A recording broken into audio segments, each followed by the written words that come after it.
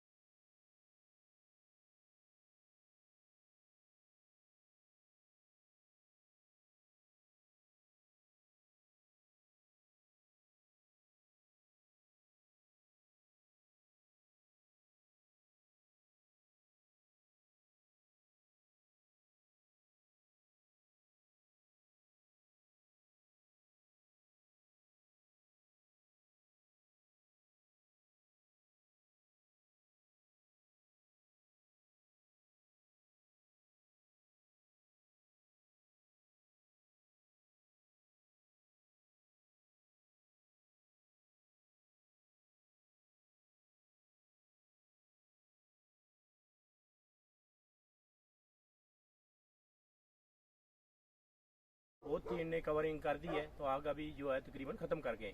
बहुत मेहनत से काम किया।